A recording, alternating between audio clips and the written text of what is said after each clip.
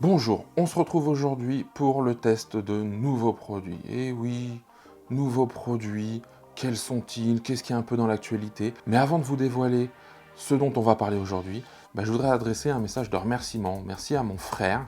Vous l'avez déjà vu dans les vidéos, il fait le livreur sur certains types de produits, ça vous donne un indice. C'est grâce à lui aujourd'hui que je peux tester ces produits. Donc mon frère, merci à toi, j'espère te revoir très bientôt dans les vidéos, parce qu'on rigole bien quand tu viens aussi. Allez, sans plus attendre, je vous montre ces nouveaux produits. Vous avez certainement lu dans le titre, mais j'aime bien faire un peu de suspense. Et oui, MacBook Pro 16 pouces. Et comme mon frère est un être exceptionnel, eh bien deux MacBook Pro, le 16 et le 14. Un en argent, un en gris sidéral, et tous les deux avec la puce M1 Pro. D'ailleurs, pensez à vous abonner parce que quand on pourra mettre la main sur un M1 Max, eh bien je referai un test avec le M1 Max et je garderai forcément les tests d'aujourd'hui. On comparera. Je pourrai pas le faire en temps réel, mais de façon désynchronisée, on pourra comparer quand même les performances de l'un et de l'autre. Donc pensez à vous abonner, à activer la cloche, c'est important. Moi, ça me fait plaisir, mais surtout, vous serez informés de quand de nouvelles vidéos vont sortir et donc de futurs produits Apple, comme le MacBook Pro avec une puce M1 Max. Alors, ce test va être long, il va se dérouler sur plusieurs jours. Donc, ça va être chapitré, il va y avoir toute la partie déballage, on va voir ce qu'il y a dedans, on va faire un tour sur l'esthétique, parce que l'esthétique, ça fait parler quand même sur ces produits. Puis derrière, au-delà du démarrage, je veux les tester dans des conditions réelles, voir un petit peu ce que ça donne au quotidien, éventuellement vous parler un peu de l'autonomie, même si ça risque d'être un peu court comme temps pour vous parler entièrement de l'autonomie, mais ça fait partie des choses que je veux voir. Voir un petit peu par rapport au Mac Mini M1, c'est de comparer, de se poser la question, est-ce qu'aujourd'hui c'est pertinent, sachant qu'on a un nouveau format le 14, sachant qu'on a un format connu le 16, plus tout ce qu'a apporté Apple dans ces deux produits. Allez, on commence tout de suite par l'unboxing des produits. Allez, honneur au petit, c'est mon petit frère qui les envoie, on prendra le grand frère après. Juste avant le déballage, je vous mets les caractéristiques et je vous les dis en même temps. Donc, on est sur du M1 Pro avec 10 corps CPU, 16 corps GPU, 16 Go de mémoire unifiée et 1 Tera de SSD. Le produit est annoncé pour 1,6 kg. Petit moment génial. La petite languette Apple. Je crois que si c'était le mien, je ne l'ouvrirais pas comme ça, mais bon. Alors, on va procéder au déballage. Toujours un moment très solennel. Je regarde tout, j'inspecte tout. Pour moi, les boîtes sont un peu plus épaisses en termes de carton. Petit détail, mais ça joue dans ce qui est présenté. Ça fait toujours très bijou, en fait, quand on ouvre les Mac. Première sensation, c'est lourd. C'est vraiment lourd. Le MacBook Pro, petite pochette avec tout ce qui est sticker, etc. Et donc, le chargeur avec un câble MagSafe pour forcément recharger. Donc, USB-C vers MagSafe 3. Les boîtes, elles font sacrément costaud. Oh, c'est beau. Alors, je vais vous montrer juste après pourquoi je dis « Ah, c'est beau ». Mais il y a une raison bien particulière à ça. Pourquoi je vous dis c'est beau? Parce que à même l'alu du MacBook Pro, on a gravé MacBook Pro. C'est très beau. Le gris sidéral est magnifique. Les coins sont bien arrondis. Ici, je fais le tour, mais moi, j'avais souvenir de charnière en plastique, en tout cas sur le mien. Là, c'est charnière tout métal, c'est fait d'un seul tenant. Les nouveaux ports sont arrivés, carte SD, USB-C, HDMI. De l'autre côté, port jack, USB-C, USB-C, MagSafe. Le retour de ces ports, ça paraît rien, mais pour moi, c'est beaucoup. Pourquoi? Parce que ne serait-ce que le port de carte SD, c'est hyper important. Alors, le MagSafe, n'en parlons pas. Le fait qu'en fait, ce soit aimanté, et si on tire le câble, ça va pas bouger. En plus, avec son poids, ça va forcément, je pense, d'abord se déconnecter, c'est la recharge magnétique, et ils ont laissé la recharge en USB-C.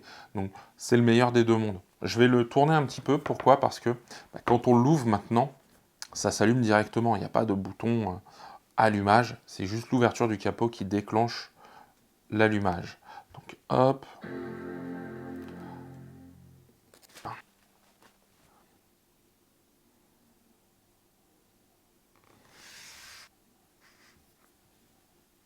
Est-ce que c'est pas super beau?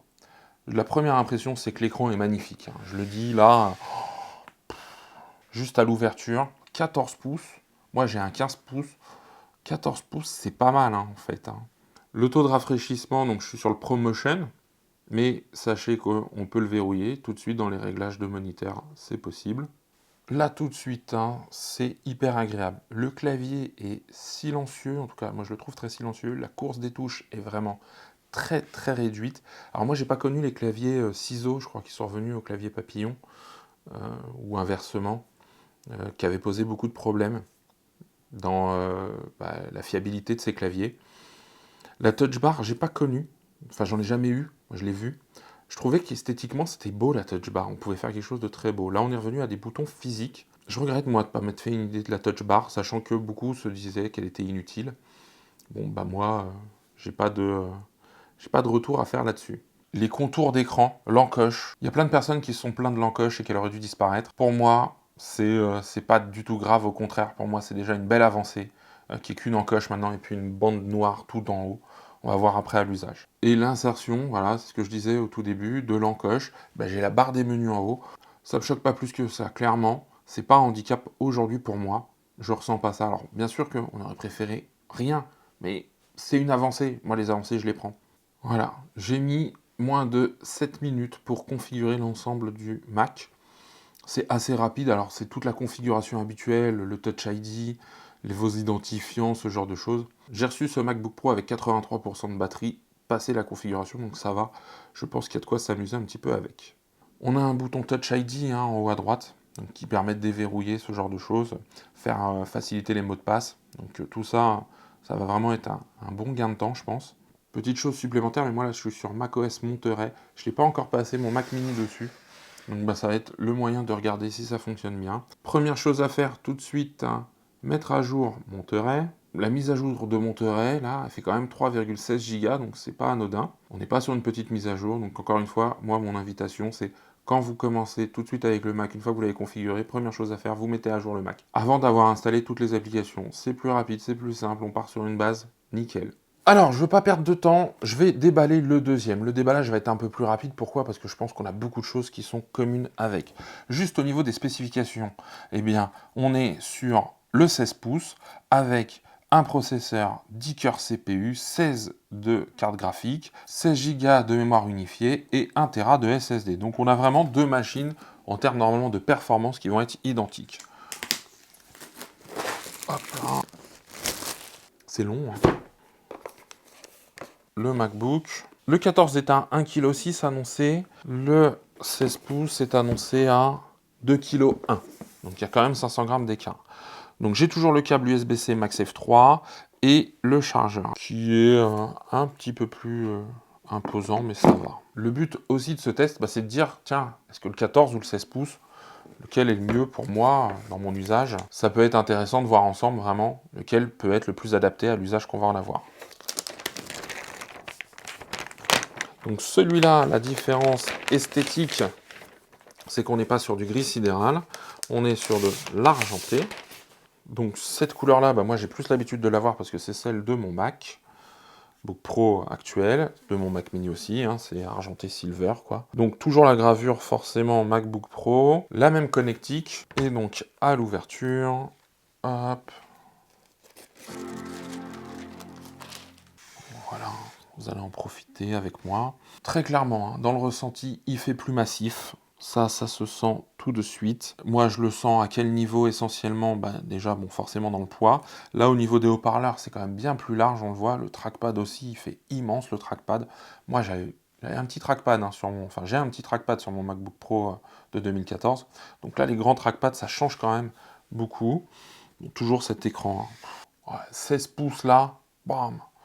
Pour consommer du contenu, si on n'a pas besoin, alors soit on est costaud comme moi et ça ne nous pose pas de souci de porter 500 grammes de plus, ça peut tout à fait justifier. Soit derrière, on veut consommer du contenu, on va l'utiliser souvent chez soi et ça vaut le coup peut-être de passer sur le 16 pouces. Hein. Là, la dalle pour moi, elle est gigantesque. Hein. C'est comme ça que je le sens, mais c'est assez impressionnant. Il est arrivé, il est bien chargé aussi, donc tant mieux. Bon, je vais faire comme pour le 14 pouces, donc ça sert à rien de passer beaucoup plus de temps là-dessus. Je vais mettre les deux après l'un à côté de l'autre. Je fais toute la configuration, je le mets à jour, et on se retrouve après pour comparer ce 14 et ce 16 pouces. Voilà, la configuration est terminée. Je l'ai fait en un peu moins de temps, alors peut-être juste le format de l'habitude, j'ai fait 2 minutes de moins. Et là après, je me retrouve avec 87% de batterie. Même constat hein, vraiment que sur le 14 pouces, c'est beau, c'est même magnifique. Bon, ma préférence va sur le gris sidéral, mais ça c'est les goûts et les couleurs. Maintenant, bah, je vais faire comme avec l'autre, je vais mettre à jour macOS Monterey. Moi, ce qui m'intéresse, c'est de savoir bah, vers lequel moi je m'orienterai, et puis bah, vous dire dans quel cas utiliser peut-être l'un et par rapport à l'autre. Eh bien voilà, on est pas mal là quand même, hein. Voilà, je me retrouve avec les deux, l'un en face de l'autre. Ils terminent leur mise à jour. Les deux produits sont très beaux, je vais pas revenir dessus. Je vais vous mettre des petits plans un peu sympas, en tout cas j'espère. C'est quelque chose d'assez notable. Confort d'utilisation, le 16 pouces, tout de suite je le vois. Par contre, celui-ci, point de vue mobilité, passer d'un bureau à un autre, etc. Ouais, non, celui-là, pour moi, oui, ça c'est un choix raisonnable. C'est un choix très raisonnable. L'autonomie, j'ai pas encore fait d'idée dessus, mais c'est un choix très raisonnable. On sent que les deux fonctionnent bien. Là, on a un trackpad qui est énorme, mais vraiment énorme. Il fait quasiment ma main en longueur. Bon, là, j'arrive quand même à le cacher. C'est deux choses différentes, mais deux produits magnifiques.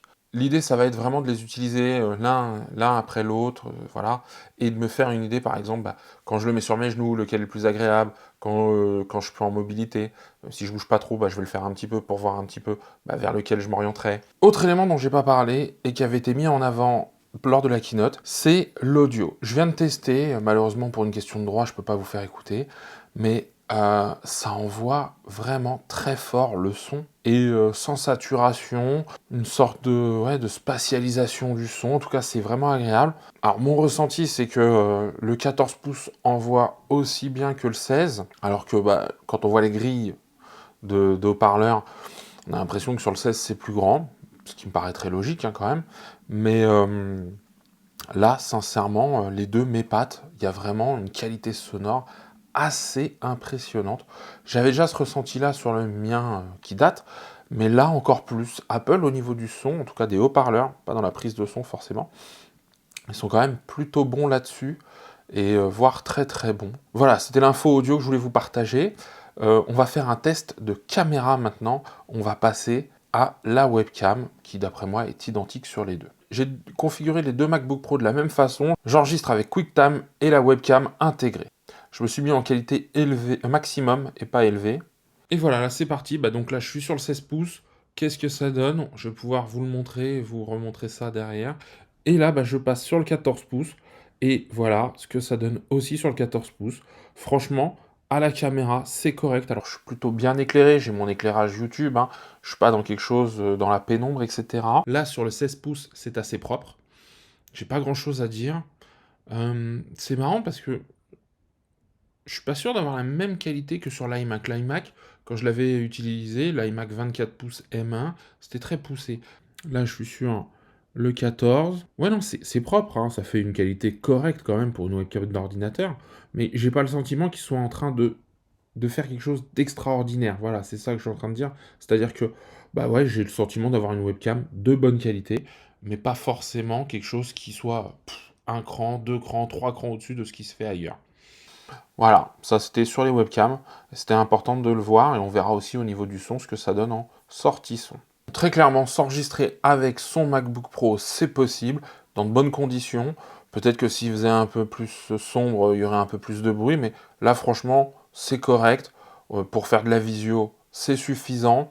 Si après on veut faire une production vidéo un peu plus poussée, bon bah forcément on va aller chercher un autre matériel que juste la webcam intégrée à l'ordinateur. Alors on en a fini sur ces premiers tests rapides de qualité audio, vidéo de ce que proposent ces MacBooks. On va passer maintenant à un autre setup pour pouvoir comparer leur performance en montage vidéo, voir un petit peu ce que la puce M1 Pro peut nous apporter par rapport déjà à une puce M1. Allez, c'est parti. Alors voilà, est, on a changé de configuration, nouveau setup. Tiens, d'ailleurs, celui-là, vous le connaissez, hein, c'est mon Mac Mini M1 que je vous ai présenté sur la chaîne. Si ça vous intéresse, allez voir. La playlist Apple, elle est comme ça. Et puis, je vous ai aussi présenté tout mon bureau assis debout, mon setup 2021, avec tout ce qu'il y a là. D'ailleurs, sur ce setup-là, pour l'instant, il y a deux choses qui ont changé. Je vous laisse regarder ce que c'est. Et puis, bah, il y aura des vidéos sur ces produits qui arriveront un petit peu après les MacBook Pro, parce que place à l'actu. Les MacBook Pro sont-ils? Ils sont là, ils nous attendent. Et ouais, donc ils sont là, j'avoue qu'ils sont très beaux. Moi je le redis, c'est des beaux objets, j'en suis convaincu. Là, dans ce que je vous propose, eh bien, on a une belle configuration. Et l'idée, c'est de voir les performances du Mac Mini M1 face au MacBook Pro. Là, ça m'intéresse parce que j'ai le Mac Mini M1. Les configurations sont identiques sur toutes les machines. J'ai 16 Go de RAM et 1 Tera de SSD. Donc tout est fait de la même façon. Comment je vais procéder? J'ai un fichier qui fait un peu plus de 30 minutes, 24 Go, qui a été mis sur les 3 SSD de ces ordinateurs. Je vais les importer dans Final Cut et je vais lancer un export en 1080. D'accord? Et on va voir à quel moment l'export va se terminer. D'accord? À côté de ça, je vais lancer des chronos pour voir un petit peu comment ça fonctionne. Voilà, Final Cut est ouvert, le fichier est prêt à être importé. Je vais le prendre directement et le faire glisser dans la timeline du Finder à la timeline de Final Cut. Donc je vais le faire sur les deux Macs qui sont les plus proches l'un de l'autre. Puis je vais laisser un petit temps et je vais aller faire sur le dernier. J'ai pas 3 mains malheureusement, mais l'idée c'est pas de faire scientifique, c'est de comparer déjà. Donc ça va être, là j'ai le 14, le 16, donc ça va être le 16 face au Mac Mini M1. Puis le 14, normalement, on va voir s'il y a vraiment un décalage ou pas. Si les quelques secondes que je mets à aller jusqu'au 14 se retrouvent dans les quelques secondes à la fin de préparation, ça voudra dire qu'il a les mêmes performances que le 16. Encore une fois, il n'y a pas de raison que ce ne soit pas la même chose en termes de performance entre les deux MacBook Pro. Voilà, j'ai cadré un petit peu plus près pour voir tous les écrans. Je vais lancer la phase de test. C'est parti. Alors, je vais afficher le rendu en pourcentage. Donc, pour le Mac Mini et le 16, ça s'est fait de façon simultanée. Première chose que j'ai constatée, c'est qu'ici, dans le module des médias, j'ai eu quelque chose qui a été quasi instantané sur les deux MacBook Pro, alors que là, ça a pris très peu de temps, encore une fois, c'est rapide, c'est véloce, mais je tenais à le dire. Là, vous voyez, j'ai le premier rendu qui se fait quand il y a une importation dans la timeline. Sur le Mac M1, c'est 32 minutes, c'est 24 Go, on est à 14%. On est à 26% sur le MacBook Pro 16. On doit être un tout petit peu moins parce qu'il y a quelques secondes d'écart. On est à 27%, 28%. Il y a 2% d'écart entre ces deux-là, mais ça, c'est dû certainement au temps que j'ai mis pour aller sur le troisième. Là, on prend un peu plus notre temps. Donc déjà, premier bon point, les MacBook Pro ont l'air plus véloces. Ça ne m'étonne pas, encore une fois. Alors, on imagine avec plus de RAM et le M1 Max, d'accord? Mais ils l'ont annoncé 2 fois plus rapide que le M1. Donc ça ne m'étonne pas. On va voir après si ça se confirme dans le partage. Donc je vais zoomer, mais quand vous verrez que la barre bleue ici s'arrête, c'est qu'il aura fait tout son rendu. Bientôt fini sur le 16 pouces. Hop, c'est terminé. Terminé sur le 14 pouces, donc vraiment le faible écart. Et ici, je suis à 58%, 57, 58% au moment où le test est fait. Donc déjà, l'importation dans la timeline avec le premier rendu, il a l'air d'être vraiment de la même façon. Alors, je le précise, on peut continuer à travailler, bien sûr, sur sa timeline ou aller faire autre chose en attendant. Les ordinateurs, que ce soit le M1 ou le M1 Pro, les MacBook Pro, vont fonctionner. Là, c'est juste pour l'objet du test. Là, c'est juste pour l'objet du test que je fais cela. Mais normalement, moi, je continue à avancer sur autre chose, soit je commence mon montage. J'attends pas que tout le rendu soit fait. Alors, le Mac Mini M1 s'est arrêté, donc je vous mets les temps de chacun. Comme ça, voilà, vous allez voir un petit peu le temps que ça a pris. En plus, pour le Mac Mini M1. Et bien maintenant, je vais lancer l'export, d'accord, le partage du fichier, donc pour en faire un fichier en 1080p.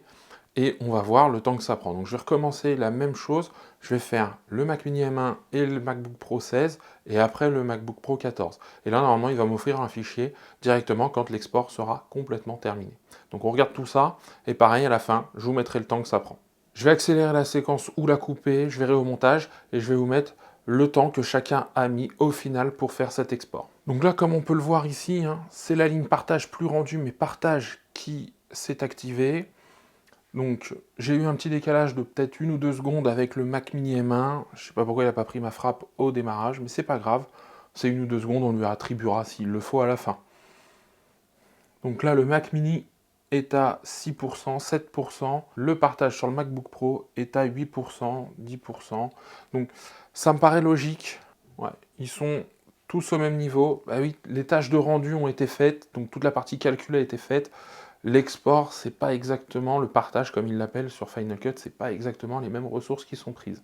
Donc on est à un tiers d'effectué et sur toutes les machines, on est sur le même pourcentage, à 1% près.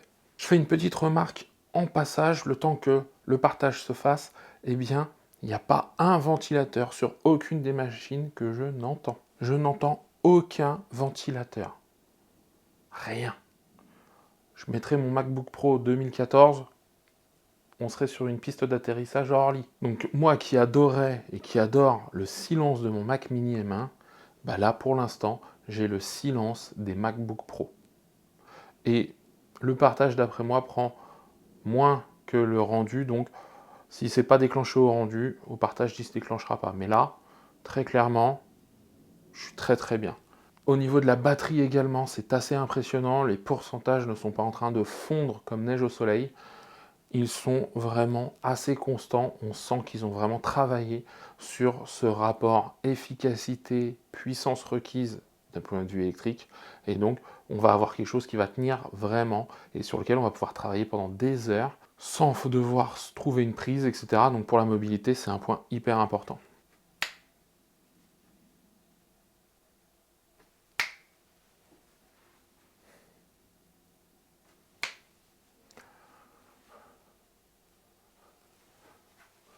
Bon alors, on me voit beaucoup, hein, je sais, pardon.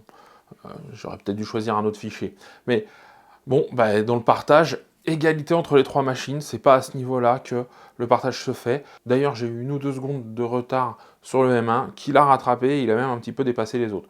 Ça se joue à rien du tout, on est sur de la mobilité. Aussi, je ne sais pas comment c'est pris en charge chez Apple, mais les MacBook Pro ne sont pas branchés sur le secteur.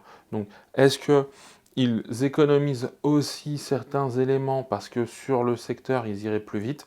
Eh bien, je verrai si je pousse le test jusque-là et je vous en parlerai dans la conclusion. Alors ces MacBook Pro sont assez bluffants, je tiens à le signaler parce que c'est rapide, c'est silencieux. Moi, ça me donne envie d'une chose, c'est de tester le M1 Max.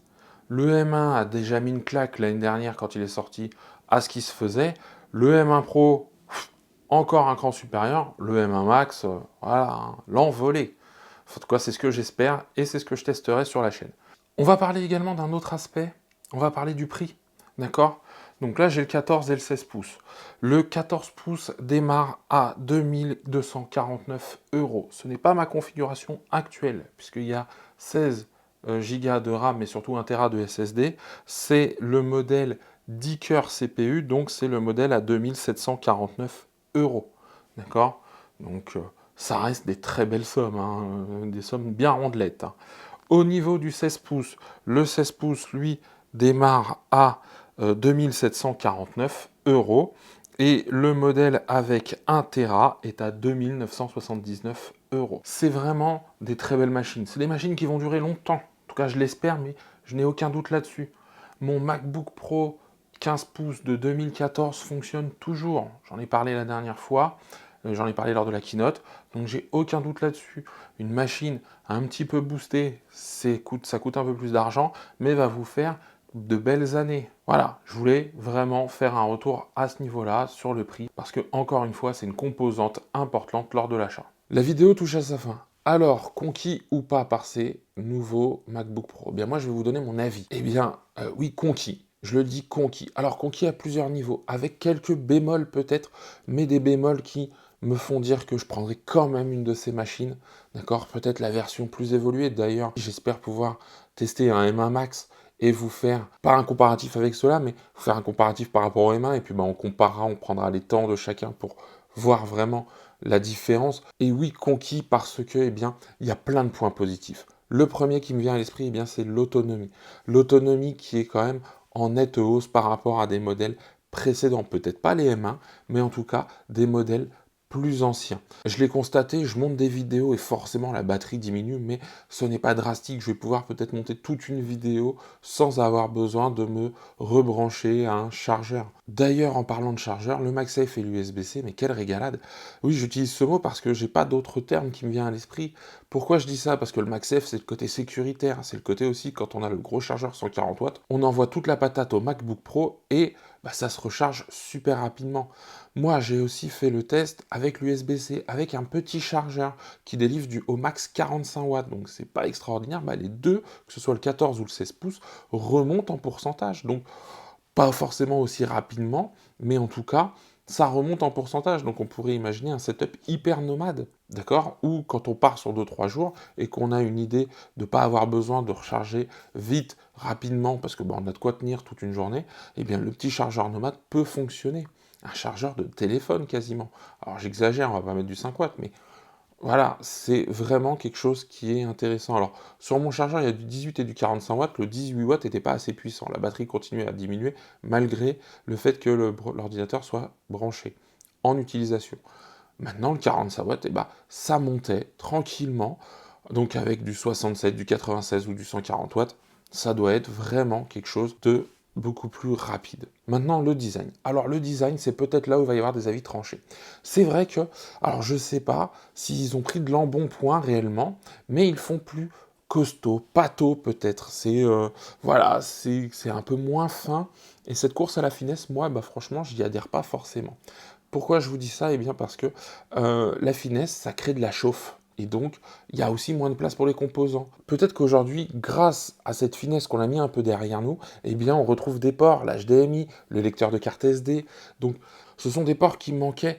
Et aujourd'hui, eh bien, ils sont revenus. En plus, Apple a peut-être été aussi à l'écoute des utilisateurs. Et je ne peux que tirer mon chapeau à la marque qui a été pour une fois peut-être à l'écoute des utilisateurs. On est peut-être revenu à quelque chose de plus fonctionnel, moins esthétique, et encore que, ça c'est une question de goût, mais en tout cas, quelque chose qui correspond à un usage et à un réel usage. Alors attention, hein, le MacBook Pro M1 et le MacBook Air M1 seront très bons pour la majorité des usages, même un petit peu de montage.